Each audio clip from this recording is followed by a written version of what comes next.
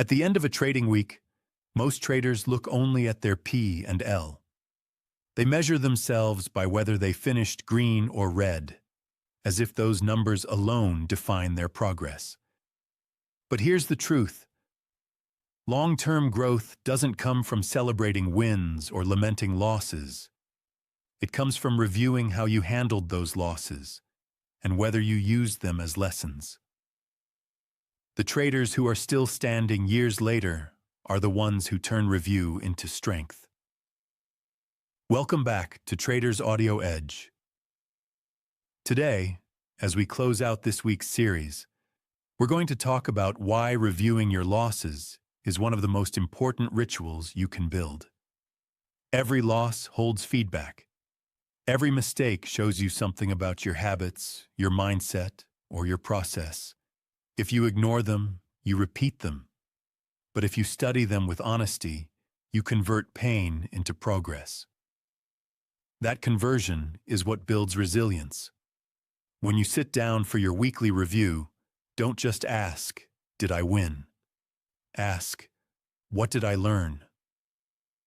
Look at the trades where you followed your plan but still lost. Those remind you that probability is real and that your job is execution, not prediction. Then look at the trades where you broke your rules. Those reveal where your discipline cracked under pressure. Both types of losses carry lessons, but only if you're willing to face them without ego. The goal of review isn't punishment, it's awareness. Too many traders use journaling as a way to beat themselves up. They replay losses with self-criticism and shame, as if tearing themselves down will prevent mistakes. But shame doesn't build skill. Awareness does. When you review losses with curiosity instead of judgment, you uncover the patterns that need change without destroying your confidence in the process. And here's the real power. Reviewing losses doesn't just teach you about trades. It teaches you about yourself. You'll see how you react to discomfort, how you respond to setbacks, and how your emotions show up in your decisions. That self-awareness is worth more than any indicator, because it reveals the real battleground of trading, your own mind. Over time, these reviews create perspective. Instead of seeing each loss as an isolated failure, you start to see them as chapters in a longer story. You recognize that setbacks are not signs you're failing. They're signs you're learning. And the more you review them honestly, the faster you grow.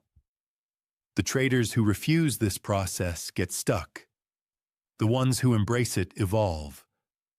Another benefit of reviewing losses is that it reduces fear. When you know you'll sit down and extract lessons from every mistake, losses lose their power to scare you.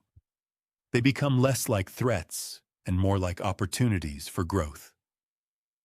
This mindset shift gives you courage to keep executing your plan, even when the market is difficult. Courage is built through reflection, not avoidance. The phrase, "still standing," is about survival. In trading, survival is everything. You don't need to win every week. You don't need to be perfect. You just need to be here, learning, growing, and adapting.